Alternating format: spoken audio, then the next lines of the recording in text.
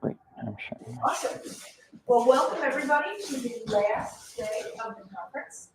We're going to start this morning with several remote presentations. And then once we're done with that, we'll have a little bit of group discussion about what people want to pitch project ideas. And the rest of the day is pretty much free form until, I believe I have on the schedule 4 o'clock this afternoon. The opportunity for folks to present what they did today if they want to. So, but it's all low pressure, high productivity, whatever, do what you want to do and share. So I will turn it over to Wood. Is that, I don't know how to pronounce the name of it. Well, Wood. So anyways, he's going to give us a presentation now for both of them. Thank you very much. Hello, everyone. So I'm going to give a presentation. Yes. Yes. Right now we see. Okay. Now we see the slides. Great. Okay. Hello, everyone. Good morning. I think I'm Wout Gevaert, and I work at Wikibase Solutions. Some of you might have once seen my name on a pull request in some, but well, I am not that active apart from pull requests sometimes. And I'm going to give a talk today about graph visualizations of wiki search data. This is a project of ours that we started working on a little bit of time ago, and it's quite interesting product that we have created, I think. So let's see. We have a client of ours which who has a Wikibase, how do you say, a Wikibase instance. As you know, Wikibase is might know Wikibase is a suite of an extension with a suite of extensions, which is very useful for editing and collaborating on a data set with multiple people, and such that you have a very nice data set. In our case, the client has a data about musicians, and it's really quite a lot of data.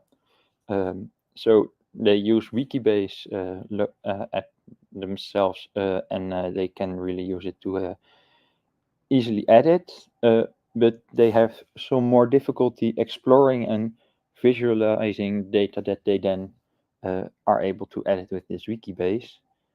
And then they requested to us, can we have on this data some advanced search capabilities and also visualizations of the data, such that we can actually see the data that we work on. And that's the thing. And we thought of the following solution. We proposed it. It's first we import the data into Semantic Media Wiki, which will then store it in Elastic indexing, because Elastic indexing is much better for advanced searching capabilities, and Semantic Media Wiki is, well, more flexible. No, not more flexible. No, we just use Semantic Media Wiki and Elastic. So this is first part of the solution, and then we use Wikisearch and Wikisearchfront, which are extensions of ours that you might know, to search the Elastic with all its advanced capabilities. And then for visualization of the search results, we will be using a extension called WS New Vis. WS is Wikibase Solutions. This was our proposed solution, and the main parts here are the import, which was interesting. the wiki search front, which we use on quite a lot of our projects, and it's very flexible, and we customized it for this project to be much custom to the needs of the customer. And this visualization tool, which they can then use to visualize the data. So let's now look at this wiki search and wiki search front. I'm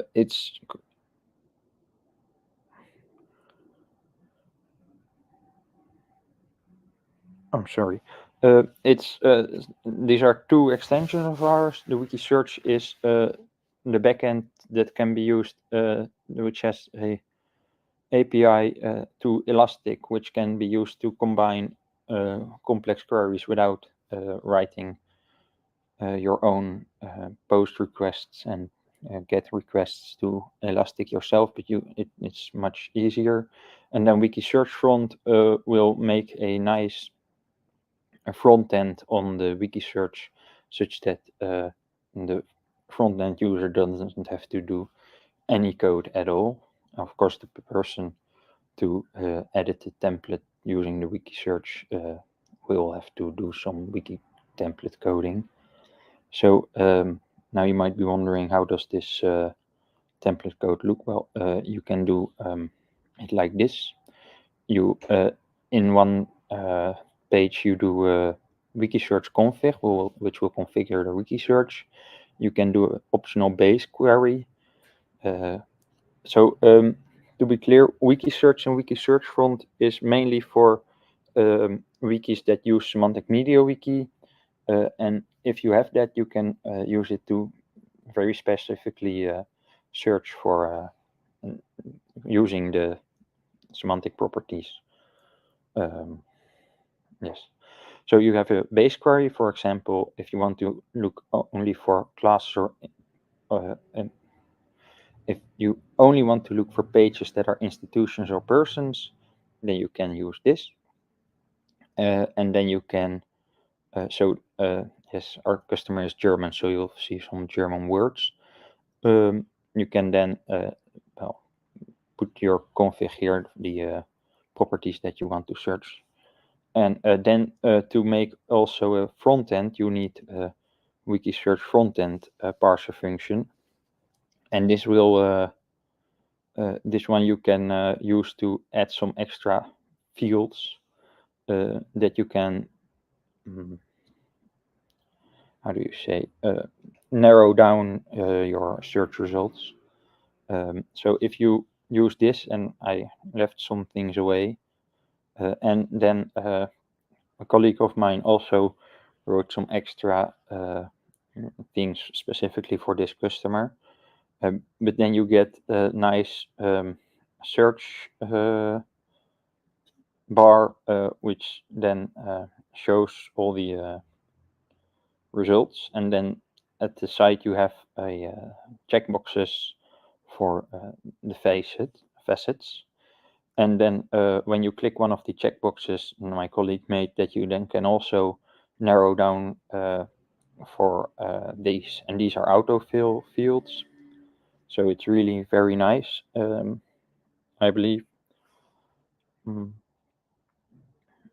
Yeah, so that's wiki search and wiki search front. If you want to do searching of semantic data, I highly recommend looking into this, using this extension. Then let's continue with the custom visualizer. This WS NeoVis. It's a graph visualizer for the results. It can, as you see, if you have, it visualizes the relations between search results. So if you have Urbanus Bob, which is some musician, you can see all the relations he has, and then, for example, he worked for the Theological Convict de Bonn, where he was a teacher in Bonn, a teacher for singing, and yeah, so this is a great visualization tool, and it is built with the d3.js library.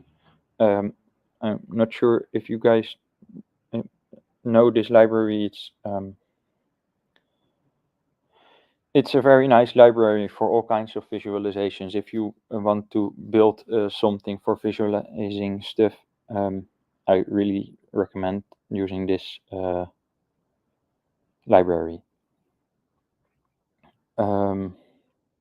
Yes, so that's both the let's see, there was the visualizer and the search, and they work nicely together.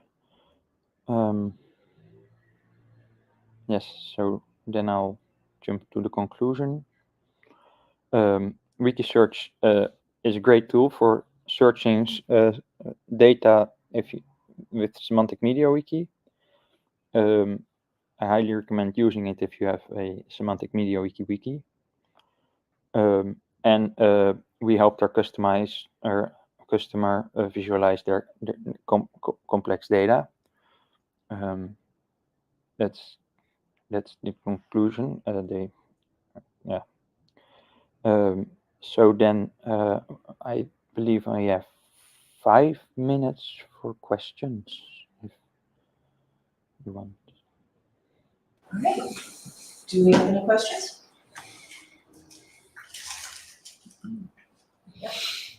Should I project or will you repeat it? Yeah, just project. Am I correct in understanding that the two parser functions you introduced create search input forms that aren't on the special search page, but rather on normal wiki pages? Yes, exactly. So you can now, if you, because this, so you have special search, which is a search version, which you can do a lot of things, but this is another search which you can put on any page. So if, for example, if you want one page and people can then search for persons, you can do that and then make another page where people search for other things, or do something smart such that they can flick a switch and switch between searching either persons or institutions. Yes. So you can make several pages. For some customers, we also use this to make like an overview. Okay, so if you want like FAQ pages, then we make a page. We put this wiki search from there, and we say search for all FAQ pages, and then you get a nice list of all FAQ pages as a front page for the FAQ type page, and then we make similar pages for other types of pages. Does that make sense?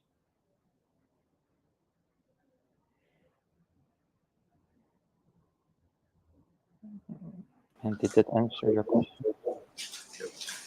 Yes. No questions on the screen. So I find it like the workflow here of taking stuff from Wikidata, exporting it to Semantic Media Wiki, and then displaying it really, really interesting. I mean, it's a great way to avoid some of the problems. But I wonder if there's a way to create some kind of translation layer between the two to make things like this more feasible in the future without an explicit import step. I don't know exactly how different the underlying, like how much of the Semantic Media Wiki, the underlying Semantic Media Wiki APIs are you using, and would it be possible to translate that at an API level to a different database for implementation? So Semantic Media Wiki in general is quite flat. You can if you have a person and another person, you can, for example, say this person works for this person, and with Semantic Media Wiki, if you don't do something smarter, that's all you can say. Whereas in Wikibase, you can say this person works for this person, and it has been this long, and so and such and such. So that's like an extra layer of how do you say it? Taxonomy. And then you can even put like references on every piece of information on the relation. And in this import, I have to do some trickery to also put that data in the wiki. So that's one of the problems you will have if you try that like the flatness of Semantic Media Wiki in that sense becomes a problem to import the more rich wiki-based data. But well, I guess if you Now I can ask a question. Yeah, but now you can ask. Oh, yeah, just so I guess there's a lot of stuff in the import where you're restructuring the data to make it suitable for query and semantic media wiki. Is that the Mhm. thanks? It might be a small matter, but I'm having trouble finding the visualization tool online. Is there a link you can share to WS NeoVis? I don't think it's public yet.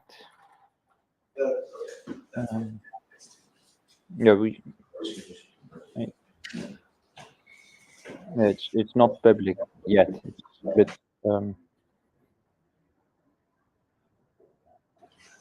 yeah. Any questions online? Not mine, no. Okay, thank you very much. Appreciate it.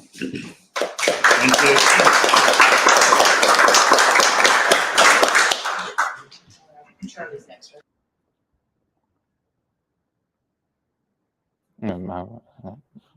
Okay, thank you. Should I leave now?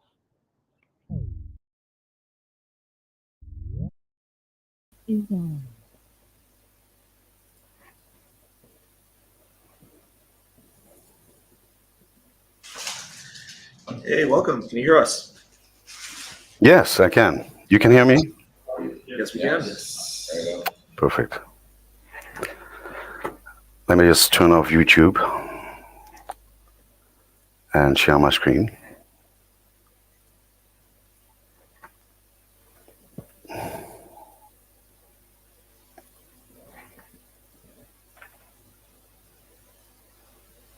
No.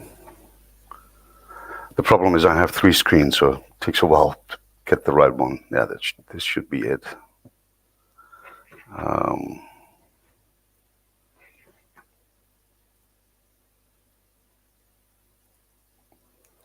Okay, I should be sharing my screen now.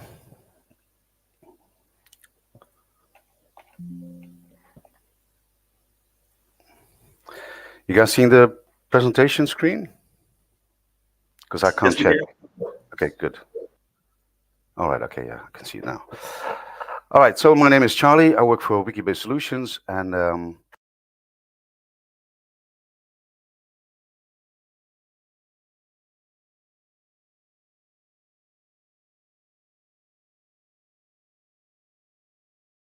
Oh, you might have lost your audio, or it looks like you're muted. yes, better now? Yes, that's better now. Good. Well, I'll start over again then. I'm going to talk a little bit about Flexform. Last time I talked about it was at the MWCon, which was a milestone because it's not going to be called MWCon anymore as well. I just heard 2 days ago. Flexform is an extension from MediaWiki. Am I still not muted now, right? No, okay. And basically it renders forms exactly in the way like you would render an HTML5 form. So you got an example here for an HTML. Oh, HTML5 form, and then how it looks when you want to do it with FlexForm in MediaWiki. So you can do that on any page, on a template, or wherever you want to do that. You just, wherever you need a template or a form, you just type it. The only thing you do extra here is you tell FlexForm what to do once a form is submitted, which can be editing a page, or creating new pages, or multiple pages, or editing multiple pages, or sending an email. And we've added some more things there as well, and I'm going to quickly talk about that. It's going to be, messaging is new. It could already convert Word to Wiki, so you could upload a Word document and it would create a Wiki page for you. And we added an Excel conversion to JSON. We needed it for a customer, and it made sense to add that to FlexForm, so it's available for everybody. Then it now supports, it already was supported reCAPTCHA v3, but it now also supports reCAPTCHA v2 and reCAPTCHA Enterprise. And there's some other enhancements that, like feedback from users and stuff, so it's all in the new version. Quickly gonna talk about the messaging. It's really easy. A FlexForm form, you could always do something like, when a user has submitted a form, then they come back to the same page they were on, and then top right you would get a notification, which we call the message on success, which you could say, thank you for submitting this form, and anything which you'd like. But we did that with cookies. And I never felt really good about that, and if you don't have cookies on, it didn't work. So I took that completely out, and now it stores them in a database, and that all of a sudden opened up a wide possibility of actually using a form that sends a message to another wiki user. And we always used third-party extensions for that. If customer needed to have like the ability to have like an admin send a pop-up message to a user of the wiki, it was always third-party extensions, and now it's built inside FlexForm because, well, we could, and it was easy to implement. So it's really straightforward. You got an input type of message in this case, which is not an HTML5 input type, so it's specifically for FlexForm. And you've got a field called user where you just type in the username, the message, a message title if you want, and what type of message. Is it going to be like an info pop-up, or a danger pop-up, or a success pop-up? And you can make those pop-ups persistent. So that a user actually has to click on a button to acknowledge that they've seen the message. So we kind of use it if we have a form and then somebody uses a form to create a new page, but then there's like a manager that needs to, before it's published, needs to have a look at that page and then can publish it. So as soon as somebody creates that new page, then the manager automatically gets a pop-up, a persistent pop-up saying, you know, there's a new page, you need to have a look at it and publish it if or correct it if needed. And finally, the last paragraph there is that you can also have a comma-separated list. So you could actually do like a semantic MediaWiki query for users for a certain group and send that message to all of them. Message documentation is here. Oh, it pops up in a different window, so I'll just drag it in. You can all find this on the OpenCSP website. The FlexForm documentation you can find here. And this is the new messaging part, and it's explained with an example as well. Then let's get back to the presentation here. I also have two examples which would make sense. So let's have a look at the example. Here, actually not that one, it's this one. So here I've built a form which actually looks up all the users that we have on this wiki, and I can easily just select multiple users, say what kind of message it should be, title, and send it, and it will be sent to all those people. And I got a quick example here as well.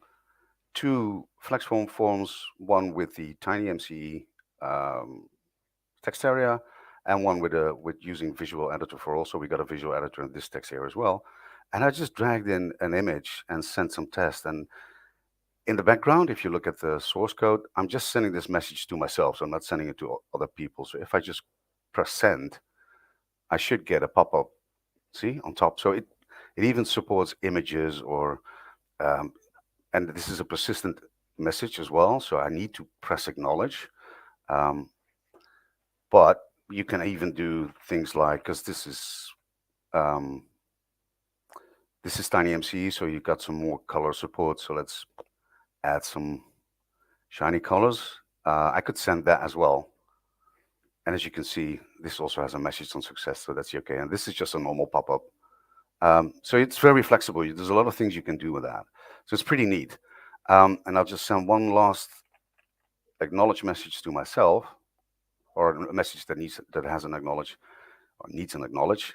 And there's also a special page here. As an admin, you can actually have a look on the special page of FlexForm and see what messages are still open.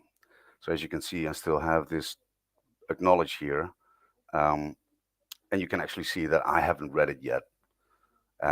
So if there's a person that has been gone for a long while or doesn't work for the company anymore, you can actually just delete those persistent messages if needed. So you got an overview as well. All right, so let's go back to the presentation. So that's it about messaging. It's really neat, and it's a lot of fun as well. Then the Excel to JSON. So as I said, we already have Word to JSON, and now we have Excel to Word to Wiki. Sorry, that uses Pandoc. So the dependency is Pandoc. You need to have that on your server. But for Excel, it doesn't. The Excel to JSON conversion comes with FlexForm, so you can use it from the get-go. And I'll quickly show you that documentation because it has an example here. So if you have something like this as an Excel document, it would actually become this JSON, which you then can do lots of things with, because FlexForm doesn't only edit pages in the wiki that have templates in it, but you can also edit JSONs or create JSONs using FlexForm. So there's a lot of things you can do, but it's also handy, of course, if you kind of use Vue or other things, and you just need to convert an Excel document, put it in a slot somewhere, and then have the JavaScript do stuff with it. So there's a lot of possibilities. So yeah. So and it supports slots. As I was going to, I said that, but I didn't say it really out loud. So that's the multi-revision content slots, right? So you got the main content, which could be text, and then in one of the slots you could have the JSON with the data that you need to present on the main slot or whatever, wherever or whenever you want to. Then, okay, so as I mentioned, so now supports the full range of reCAPTCHA. So you just in the local settings, you say what kind of reCAPTCHA you need, and put all the credentials in there. And then you just add an extra trigger to the form. I can actually show you that. So you got a quick idea of how that kind of works. Oh, I had it right here. So if you have a form, like a regular form, the only thing you need to add is this to the form tag, and then the reCAPTCHA will be initiated. I think I have an example somewhere at the bottom. Actually here. So the form, you just add this reCAPTCHA, and then that's it. So it's really easy. It's really straightforward.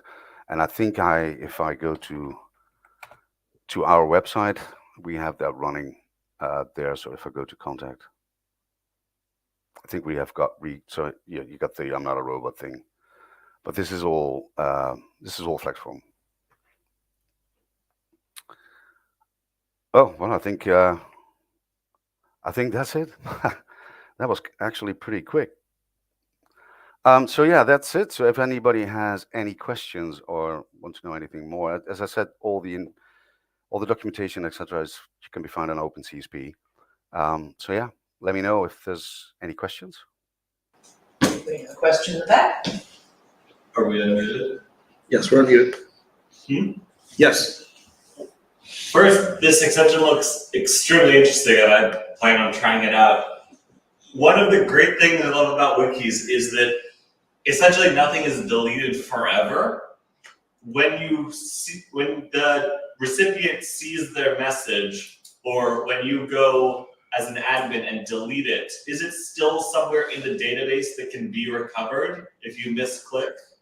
No, in this case, it's not.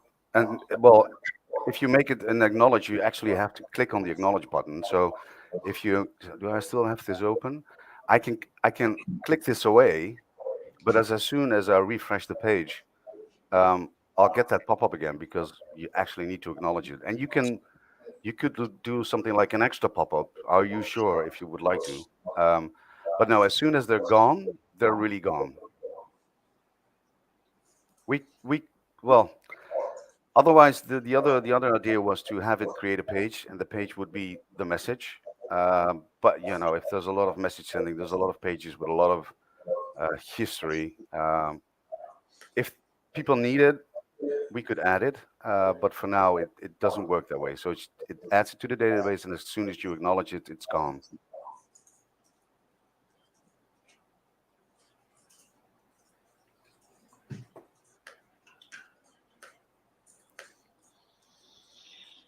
Any other questions?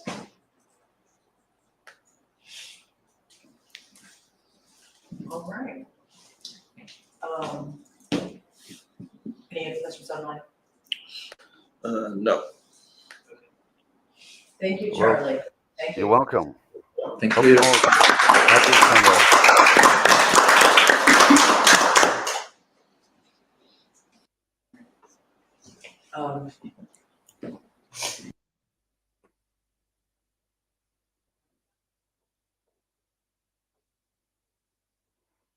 Ciao.